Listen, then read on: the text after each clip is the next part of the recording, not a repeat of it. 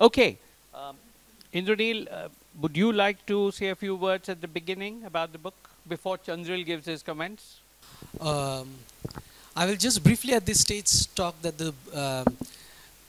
the Mexican poet, Nobel laureate Octavio Paz, is now considered one of the greatest poets of the 20th century.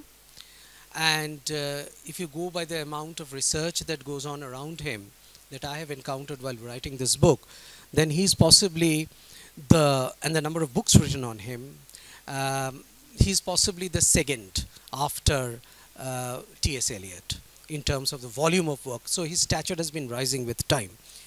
And so for a long period in my life, I have been in love with Octavio Paz, and Octavio Paz was in love with India.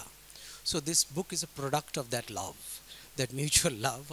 This book, I wrote it for myself, basically. I had to do it for myself. And in doing that, tracking his entire life in India, and I've been living with this book. I wrote this book in the last 2 years, but it has been building up in my mind for many, many years. Like all books, every book takes 20 years to build up in your mind, right? So this book is a result of that, and I'm keenly looking forward to people who have read the book, at least part of the book or the whole of the book, and what they think. I was telling somebody that I'm feeling like a student whose board exams are going to come out and the results are going to come out, and I'm looking forward to what how did I fare in the exams. Okay, over to Chandril. By the way, Chandril was my student many, many years ago. Yeah, Chandril was incidentally Indranil's student, and Chandril has read the book in detail and has a lot of notes over here. Not that he's going to read from it, he's going to speak the way he does always. But sometimes it's also necessary to sort of show the people that you have actually read the book and gone through it in detail. So Chandril, over to you. I would apologize to anybody who doesn't understand Bangla because I'm going to speak in Bangla. Nothing doing, I can't speak in English. Indranil দা যেটা বললেন যে উনি আমার শিক্ষক ছিলেন Satyajit Ray film ইনস্টিটিউটে। আমার মনে আছে ইন্দ্রনীল দা যখন প্রথমে এলেন তখন আমরা শুনলাম যে কিউবার ফিল্ম ইনস্টিটিউট থেকে একজন এসেছেন। তো এরকম অদ্ভুত কথা আমরা কখনো শুনিনি। আমেরিকা কিউবার ফিল্ম ইনস্টিটিউট থেকে একজন এসেছেন। তারপর জানতে পারলাম বোধহয় 1 সপ্তাহের মধ্যে যে ইন্দ্রনীল দা এমন কিছু ক্লাস করেছেন যে ক্লাস নিয়েছেন গ্যাব্রিয়েল গার্সিয়া মার্কেজ। আমি রোজ ইন্দ্রনীলদার কাছে গিয়ে বলতাম, আচ্ছা গার্সিয়া মার্কেজ কি বললেন আপনাকে? আর ইন্দ্রনীল দা বলতেন যে ওই তো কতগুলো এসে লিখতে দিল, আমরা সব জমা দিলাম, কয়েকটা ভুল দেখিয়ে দিল, যেন বাজারে গেছিলাম বাঁধাকপি কিনলাম। এইভাবে যে কেউ গার্সিয়া মার্কেজ সম্পর্কে কথা বলতে পারে আমরা ভাবতে পারতাম না। এবং এখন আবার ইন্দ্রনীল দা ফোন করে বললেন, শোনো না আমি অক্তাভিও পাজ সম্পর্কে একটা বই লিখেছি, তা তুমি যদি একটু পড়ে টোড়ে একটু বলে দাও। তখন বুঝলাম যে এই লোকটা লাতিন আমেরিকার রাজাদের সঙ্গে ঘোরে, মানে বিরাট ব্যাপার আর কি, একজন মাস্তান। বইটা আমার পড়ে খুব ভালো লেগেছে, তার অনেকগুলো কারণ আছে, তার কয়েকটা আপনাদের বলি। প্রথম কথা, বইটা তরতরে ঝরঝরে অপূর্ব গদ্যে লেখা। এই বইটা যেখান থেকে আপনি পড়তে শুরু করবেন পড়তে পারবেন। এই বই তো সেই গোছে যে আপনি বইয়ের তাক গোছাতে গেছেন, বইটা নামিয়ে নিলেন হয়তো পরিষ্কার করার জন্যে, কিন্তু খুলে আপনি ভুলে গেছেন কখন আপনি 25 পাতা পড়ে ফেলেছেন। এই রকম একটা চমৎকার ঝলমলে গল্পের মতন করে এই গোটা প্রবন্ধের বইটা লেখা, প্রচণ্ড ওয়েল রিসার্চড, কিন্তু এই চূড়ান্ত দুরন্ত গবেষণার কোনো ছাপ, তথ্য, পরিসংখ্যান, কোনো খোঁজ হয়ে উঠে নেই গোটা বইটায়। ওটা আখ্যানের মধ্যে বোনা আছে, গতিটাকে কখনো ব্যাহত করবে না। কিন্তু আমার সবচেয়ে এটা ভালো লেগেছে সেটা বলি। উনিও বললেন যে বইটা লেখা, এই নিয়ে আমরা ওপরে প্রচ্ছদেও দেখতে পাবো যে বইটা লেখা অক্তাভিও পাজ ভারতে যে বছরগুলো কাটিয়েছেন তাই নিয়ে, কিন্তু বইটা তাই নিয়ে নয়, বইটা আরও অনেক কিছু নিয়ে। মানে ইন্দ্রনীল দা প্রচুর মানুষের কথা, প্রচুর ঘটনার কথা সমান যত্নে বলছেন, ওর কোনো তাড়া নেই। এটা বলে তাড়াতাড়ি অক্তাভিও পাজের প্রসঙ্গটায় চলে যাই, ওটাই তো আমার ফোকাস, এভাবে বইটা লেখা নয়। এইটা বইটার অভিনবত্ব। উনি যখন বলছেন প্রথমে যে মেক্সিকো আর ভারতের অনেকগুলো সাংস্কৃতিক আদান প্রদান আছে, বহুকাল থেকেই আছে, বলতে কি অনেক কথা বলছে। আমরা কি সত্যি কেউ জানি যে মেক্সিকোর বিপ্লবের একজন প্রধান হোতা তিনি ভগবদ্গীতার দ্বারা অনুপ্রাণিত ছিলেন?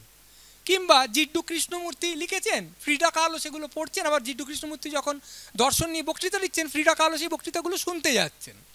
অথবা আমাদের একজন পাণ্ডুরং খানকোজে, তিনি ওখানে গিয়ে একটা কৃষি বিপ্লব ঘটিয়ে ফেলছেন। এই জিনিসগুলো আমাদের কখনো মাথায় থাকে না। এবং মানবেন্দ্রনাথ রায়, আমাদের একজন বাঙালি, এম এন রায়, তিনি গিয়ে মেক্সিকোর কমিউনিস্ট পার্টির অন্যতম প্রতিষ্ঠাতা হচ্ছেন। আর সুর বলে একটা ম্যাগাজিন, সেটা আর্জেন্টিনা থেকে বেরোচ্ছে, সেটা আমাদের ভিক্টোরিয়া ওকাম্পো বার করছেন। সেখানে অক্টাভিও পাজ লিখছেন, এবং আমরা তো ওকাম্পোর সঙ্গে রবীন্দ্রনাথের একটা মোটামুটি যোগাযোগের কথা জানি, যে রবীন্দ্রনাথের ছবির এক্সিবিশন ওকাম্পো করছেন।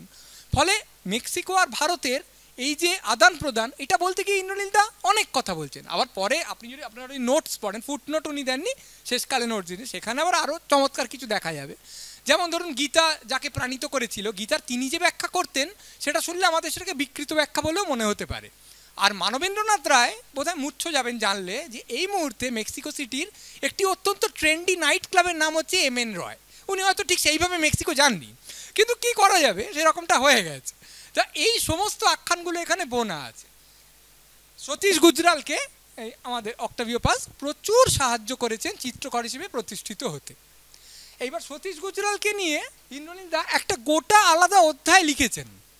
এবার সেখানে নায়ক অক্টাভিও পাজও, কিন্তু আরও বড় নায়ক হচ্ছেন সতীশ গুজরাল নিজে। তিনি যাচ্ছেন মেক্সিকোয়, ফ্রিডা কালোর সঙ্গে তার বন্ধুত্ব হচ্ছে, তার বাড়িতে যাচ্ছেন, গল্প গুজব করছেন। এই বলতে বলতে ইন্দ্রনীলদা ফ্রিডা কালোকে নিয়েও লিখছেন, তিনি কে ছিলেন, ওরকম অসহ্য শারীরিক কষ্ট নিয়ে ফ্রিডা কালো নিরন্তর ছবি এঁকে চলেছেন।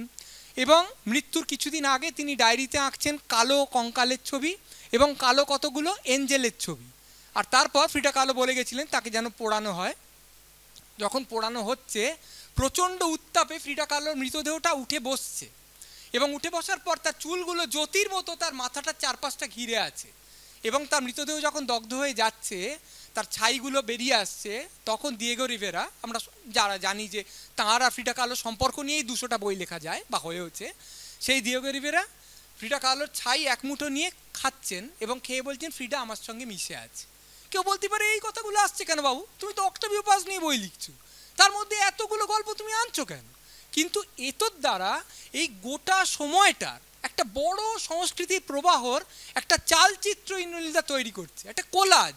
প্রচুর মানুষ, প্রচুর ঘটনা, তারা সবাই বর্ণময় মানুষ, তাদের কোথাও না কোথাও অবদান আছে, মেক্সিকান সংস্কৃতিতে আছে, ভারতীয় সংস্কৃতিতে আছে, এবং ভারতীয়দের ক্রমাগত প্রভাবিত করে যাচ্ছে।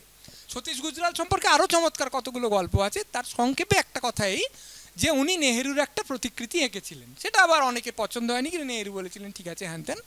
তারপর ইন্দিরা গান্ধীর একটা প্রতিকৃতি আঁকো, ইন্দিরা গান্ধীর প্রতিকৃতি উনি আঁকছেন তখন ইতিমধ্যেই, এবং ইন্দিরা গান্ধীর স্বামী উনি যখন আঁকছেন বসে আর ইন্দিরা গান্ধী সিটিং দিচ্ছেন, তখন স্বামী মাঝে মাঝে এরকম করে দেখে চলে যাচ্ছেন খুবই কটমট করে তাকিয়ে। তারপর সেই ছবিটা আঁকা হয়ে গেছে। আঁকার পর নেহেরু বলেছেন কই দেখাও কি আঁকলে, তখন কিছুতেই উনি দেখাতে চাইছেন না, কিন্তু করছেন কেন না, ছবিটায় ওর মনে হয়েছে যে ইন্দিরা গান্ধীকে একটু রুথলেস দেখতে হয়েছে। তা নেহেরুকে তো আর বলা যায় না ছবিটা একেবারেই দেখাবো না, নেহেরু দেখেছেন, দেখে চলে যাচ্ছেন, এ প্রায় সিনেমার মতন, যেতে যেতে পেছন ফিরে তাকিয়ে ঘাড় ঘুরিয়ে বলছেন শি ইজ রুথলেস। মানে ছবিটা ভালোই হয়েছে আর কি, তুমি ঠিকঠাকই ধরতে পেরেছো। পরে যখন ইন্দ্রনীলদা লিখবেন যে কিভাবে ভারতীয় সংস্কৃতি ও ভারতীয় সংস্কৃতিকে, তার মধ্যে মেক্সিকো আছে অন্য জায়গাও আছে, প্রভাবিত করে চলেছে, তখন সেখানে আলেকজান্ডারের প্রসঙ্গ আসছে, ম্যাক্স মুলারের প্রসঙ্গ আসছে, কার্ল গুস্তাভ ইয়ুংয়েরও প্রসঙ্গ আসছে, যিনি কোনারকের মন্দিরের ভাস্কর্য থেকে প্রায় মুচ্চকে ছিলেন। তিনি বলেছিলেন এগুলো এক্সকুইজিটলি অবসিন, এবং সবচেয়ে যেটা বড় কথা, তিনি নাকি তখন এমন সব স্বপ্ন দেখতে শুরু করেছিলেন যা তিনিই বিশ্লেষণ করতে পারছিলেন না। কোনারকের ভাস্কর্য দেখা স্বপ্ন, এটা সোজা কথা নয়। তো এই কথাগুলোও আসছে। আবার যখন একটা সময় আরেকটা গল্প বলি, সেখানে অক্টাভিও পাজ বুদ্ধদেব বসুর সঙ্গে দেখা করতে আসছেন আমাদের কলকাতায়। এবার ঝামেলা হচ্ছে ওই মুহূর্তে বুদ্ধদেব বসু আইওয়া বিশ্ববিদ্যালয়ে পড়াতে চলে গেছেন, ফলে দেখা হচ্ছে না, কিন্তু জ্যোতির্ময় দত্ত ব্যবস্থা করে দিয়েছেন ওর বাড়িতে গিয়ে অনেক বন্ধু বান্ধবের সঙ্গে, ওখানে বোধহয় ছিলেন অরুণ কুমার সরকার, আবু সৈয়দ আয়ুব, আরও কয়েকজন, তাদের সঙ্গে গল্প গুজব হবে। তা সেখানে আবার বুদ্ধদেবের মেয়ে মীনাক্ষী দত্ত প্রন ককটেল তৈরি করে দিয়েছে, তাই খেতে খেতে অক্টাভিও পাজ তার সুন্দরী বউকে নিয়ে প্রচুর কথা বলছেন, এবং সবাই তার পাণ্ডিত্য দেখে স্তম্ভিত। বাবা, এই তো সফোক্লিসও জানে, মালার্মেও জানে, আবার নাগার্জুনও জানে, ভর্তৃহরিও জানে, আবার দেখতেও এত সুন্দর, বাঙালিরা খুব স্তম্ভিত হয়ে যাচ্ছে। এই গল্প তো উনি বলছেনই, কিন্তু তার আগের অনুচ্ছেদে ইন্দ্রনীলদা বুদ্ধদেব বসু কে, কত বড় একজন বিদ্বান, কত বড় একজন সম্পাদক, কবিতা ভবন কি, সেখান থেকে নিয়মিত যে কবিতা প্রকাশ হচ্ছে সেটাও লিখে দিচ্ছেন। মানে এইখানে কারণ নামে 2 লাইন লেখা আছে, কারণ নামে 4 পাতা লেখা আছে, কিন্তু কোনো চরিত্রকে ইন্দ্রনীলদা না, ও তো অক্টাভিও পাজ নয় বা সরাসরি সম্পৃক্ত নয় তার সঙ্গে বলে অযত্ন করছেন না। প্রত্যেকের সম্পর্কে কিছু না কিছু লিখে তার ভূমিকাটা কি, তার অবদানটা কি, তিনি কি করে চলেছেন, এইটা ইন্দ্রনীলদা সযত্নে তৈরি করছেন, যার জন্যে গোটা ক্যানভাসটা আমাদের সামনে তৈরি হয়ে চলেছে। যেটা আমার সবচেয়ে ভালো লেগেছে অক্টাভিও পাজ সম্পর্কে, এমনিতে আপনারা পড়লে বুঝতে পারবেন, এই আলোচনাতেও বুঝতে পারবেন, তিনি একজন অসামান্য কবি ছিলেন, প্রচুর কবিতার অনুবাদ এই বইতে আছে, ইন্দ্রনীলদা কিছু নিজেও করেছেন, তার দর্শন অসামান্য, তিনি আরও বহু কাজ করেছেন, প্রবন্ধ লিখেছেন, অন্য মানুষের জীবনী লিখেছেন, অনেক কিছু করেছেন। আর তার জীবনে তো এমন অনেক ঘটনা ঘটেছে যা পড়লে আপনারা ভাববেন যে খুব খারাপ চিত্রনাট্য যারা লেখে তারা এরকম করে। মানে অক্টাভিও পাজ একজনকে ভালোবাসতেন, তারপর তার সঙ্গে ছাড়াছাড়ি হয়ে গেছে, কোনো সম্পর্ক নেই, জানেনও না তিনি কোথায় আছেন। তারপর প্যারিসে একটা হোটেলে থাকার কথা বাতিল করে অক্টাভিও পাজ আরেকটা হোটেল বুক করেছেন অন্য একটা কারণে। সেই হোটেল থেকে বেরোবার সময় রাস্তা দিয়ে প্যারিসে সেই মহিলাই রাস্তা দিয়ে তখন যাচ্ছেন আর উনি দরজা দিয়ে তখন বেরোচ্ছেন। মানে বাজে তৃতীয় শ্রেণীর হিন্দি ছবিতে এরকম সমাপতন হয়ে প্রেম হয়ে যায়, সেই রকমও অক্টাভিও পাজের জীবনে ঘটেছে। কিন্তু এইসব ছাড়ি আমার যেটা ভাল লেগেছে, উনি ভারতে এসে একদম তরুণ শিল্পীদের খুঁজে বার করছেন, তারপর তাদের সঙ্গে বন্ধুত্ব করছেন, সমকক্ষের মতো মিশছেন, এবং তারপর তাদের যার পর নাই সাহায্য করছেন। কেন? তার কোনো দায় নেই। নতুন ছেলে ছবি আঁকছে, তার স্টুডিওতে গিয়ে অক্টাভিও পাজ ঘন্টার পর ঘন্টা বসে আছেন, ছবি আঁকা দেখছেন। তার বাড়িতে এরা চলে আসছে, কেউ ইতিহাস নিয়ে পড়াশোনা করে, কেউ সাহিত্যিক হতে চায়, কেউ চিত্রকর হতে চায়, ঘন্টার পর ঘন্টা আড্ডা মারছে। হ্যাঁ, তার অন্য ইনসেন্টিভ আছে শিল্পীদের যা থাকে, খুব বড় মানুষ, এত বড় পদে কাজ করেন, গেলে বিনি পয়সায় খুব দামি মদ খেতে দেবেন, এটা শিল্পীদের একটা চলে আর কি, যে কে বিনি পয়সায় আমায় ভালো মদ খেতে দেবে তার সঙ্গে আমি শিল্প আলোচনা করব। কিন্তু এর বাইরেও তারা তো সমৃদ্ধ, এরম লোক কোথায় পাবে যে লোকটা পিকাসোর সঙ্গে দেখা করেছে 1937 সালে, যেখানে প্যারিসের প্রদর্শনীতে গের্নিকা প্রদর্শিত হচ্ছে, এই লোকটা সেখানে ছিল। ব্রাকে স্টুডিওর পাশের বাড়িতে এই লোকটা থেকেছে। এই লোকটার বন্ধু আলবের কামু কিংবা আন্দ্রে ব্রেতো কিংবা লুই বুনুয়েল। সত্যি বলতে কি, বুনুয়েলের একটি ছবি এখানে তার স্লাইডও দেখানো হচ্ছিল একটু আগে, সেই ছবির মেক্সিকো একদম পছন্দ করেনি, মেক্সিকো সরকার চেপে দিতে চাইছে, যাতে কান ফিল্ম ফেস্টিভ্যালে সেই ছবিটি যথাযথ সমাদৃত হয়, তার জন্য বিরাট ক্যাম্পেইন করছেন অক্টাভিও পাজ। এবং সেইটা হচ্ছে তার পানিশমেন্ট পোস্টিংয়ে ভারতে আসার অন্যতম কারণ। আরও একটা কাজ করেছিলেন, তিনি একটা সভায় গিয়ে কিছু কথা বলেছিলেন যা তার বসের পছন্দ হয়।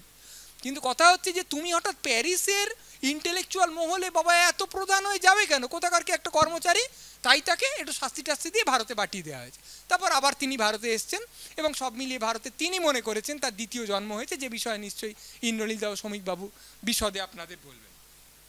এই পুরো যে জিনিসটা হচ্ছে, এই যে ফ্রেন্ড ফিলোসফার গাইড হিসেবে অক্টাভিও পাজ কাজ করছেন, সেটা এত দূর পর্যন্ত করছেন যে কয়েকজন তরুণ তার সঙ্গে দেখা করতে আসছে, তিনি তখন ওই এম্বাসিরই কাজে বেরোচ্ছিলেন, বেরিয়ে গেছেন, ওদের ওই কালো রঙের মার্সিডিস ছিল, তাই দিয়ে কনট প্লেসে নামিয়ে দিয়ে চলে গেছেন। তারা তখন এই মাঠে বসে গল্প করছে আর লুকিয়ে বিয়ার খাচ্ছে।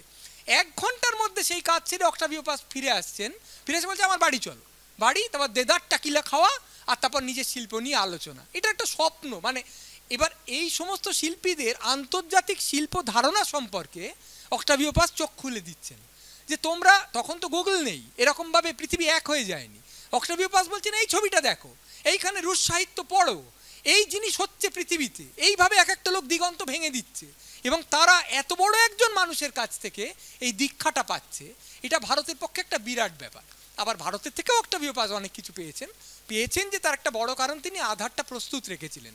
পাবলো নেরুদাও কিন্তু সিলনে এসছেন, রেঙ্গুনে এসছেন, সিঙ্গাপুরে এসছেন, 5 বছর ছিলেন। ইন্দ্রনীলদা লিখছেন যে তার একটুও ভাল লাগেনি, জঘন্য লেগেছে এই জায়গাগুলো, এবং তিনি কিচ্ছু গ্রহণ করতে চাননি, এবং তার কবিতায় এখানকার সংস্কৃতি প্রায় কোনোভাবে সংক্রামিত হয়নি ইন্দ্রনীলদার মতে।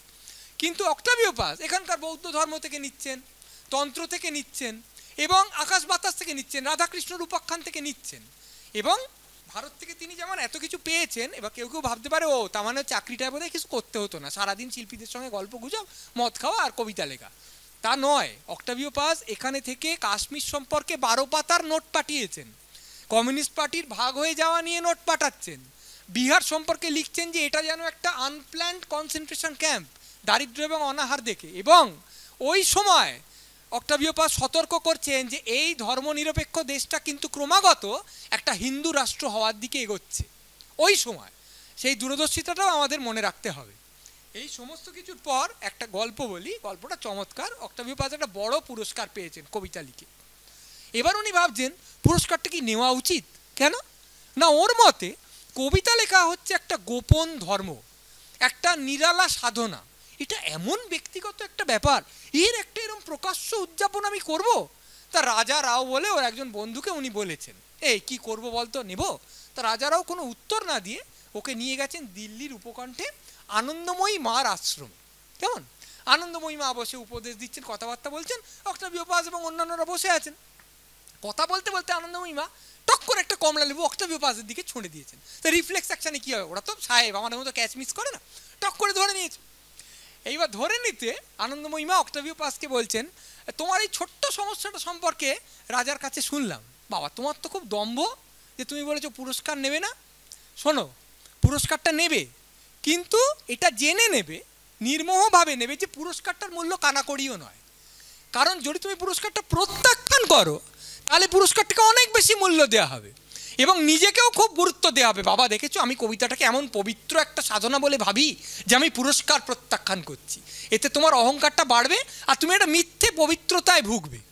ফলে ঠিক যেমন এই কমলা লেবুটা ধাঁ করে ধরে নিলে, ওই রকম হাসি মুখে প্রাইজটা নাও, কিন্তু প্রাইজটাকে বিরাট কিছু গুরুত্ব দিও না, কবিতাটা আসল, পুরস্কারটা নয়। এই উপদেশও ভারত থেকেই অক্টাভিও পাজ পাচ্ছেন। এই গল্পটা যখন ইন্দ্রনীলদা লিখেছেন তখন একটা সময় আবার ব্র্যাকেটে লিখছেন, আমার দারুণ লেগেছে মন্তব্যটা।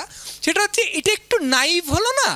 যে লোকটা সারা জীবন প্রকাশ্যে কবিতা পড়েছে, প্রায় পারফর্ম করেছে, সে লোকটা না প্রকাশ্যে পুরস্কার নিলে কেমন যেন একটা লাগবে এরকম বলছেন। আবার এক একটা জায়গায় যখন আমাদের ভারতীয় দর্শনকে অক্টাভিও পাজ যেন কিছুটা খণ্ডিত করে নিয়ে, কিছুটা সরল করে নিয়ে পরিবেশন করে বলছেন এটা এই বলে, যেখানে সেটা তার চেয়ে অনেক বেশি গভীর, জটিল ও সুদূর প্রসারী, সেখানে ইন্দ্রনীলদা লিখছেন যে এটা একটু ইউরোসেন্ট্রিক হয়ে গেছে কিংবা একটু রিডাকশনিস্ট হয়ে গেছে। এক জায়গায় গার্বরিলও লিখেছেন, তা সেটা আমি একটু বাদ দিচ্ছি, একটু গুলিয়েও হয়তো অক্টাভিও পাজের গেছে। আবার একটা জায়গায় 70 বছর বয়সে একটা টেলিভিশন অনুষ্ঠানে রাইমন পানিক্করের সঙ্গে আলোচনা হচ্ছে, সেখানে অক্টাভিও পাজ প্রায় পানিক্করকে কথাই বলতে দিচ্ছেন না, এখানে প্রায় বুলিংয়ের মতন, আমি একাই কথা বলে যাবো আর কাউকে কথা বলতে দেবো না, এরকম একটা প্রবণতা। ফলে এই যে বইটা, এটা কিন্তু শুধুমাত্র অক্টাভিও পাজ এবং তার সময় সম্পর্কে কিছু মুগ্ধ আলোচনা নয়। এই বইটা একটা স্বচ্ছ দৃষ্টি আছে, একটা অন্তর্ভেদী দৃষ্টি আছে, যেটা অনেক সময় যে অক্টাভিও পাজকে নিয়ে লেখা তার প্রতি শ্রদ্ধা ও সমীহ বজায় রেখে তার সমালোচনা করতেও ডরায় না, তির্যকভাবে তার সম্পর্কে কথা বলতেও ডরায় না। আর এই বইটা আছে চমৎকার কিছু ছবি, তার এই ছবিগুলো এখানে দেখানো হচ্ছিল। তা আপনারা যদি বইটা পড়েন বা বইটা কেনেন, ছবিগুলো দেখতে পাবেন। গ্যাব্রিয়েল গার্সিয়া মার্কেজ অত্যন্ত তরুণ বয়সে পার্টিতে মদ খেয়ে নাচছেন, এই ছবি কি আপনারা দেখেছেন? যদি না দেখে থাকেন, শুধু এর জন্য ছবিটা কিনুন। ফ্রিডা কালো শাড়ি পরে বসে আছেন, তার এদিকে ওদিকে দুজন ভারতীয় নারী শাড়ি পরে আছেন। আমার মতে এই দুষ্প্রাপ্য ছবির জন্যই বইটা নেওয়া যায়। এছাড়াও কথায় যে অসামান্য ছবি এঁকেছেন ইন্দ্রনীলদা, তার জন্য আমি তাকে সাধুবাদ জানাই এবং এর জন্য আমি মনে করি আপনাদের প্রত্যেকেরই বইটা পড়া দরকার। ধন্যবাদ, নমস্কার। Thank you, thank you very much Chandril. চন্দ্রিলের মতো ওইরকম গড়গড় করে তো বাংলা আমি বলতে পারি না, সো আমি ইংরেজিতেই বলছি। মানে Chandril has been a very good student of Indranil and that has not changed. He has remained a very good student because he has read the book so thoroughly. I have read the book also, so I can relate to whatever Chandril is saying. At times you may feel that the book is going off at a tangent, you know, that he has forgotten what he is writing on. But then it comes back every now and then you realize the relation between why he wrote that, why he went off at a tangent. So it is actually encompassing a lot of situations and a lot of people who have played an important role, not only in the life of Octavio Paz, but also in the kind of thinking that he had, in the kind of creativity that he exhibited. So all these connections have come also alive in this book.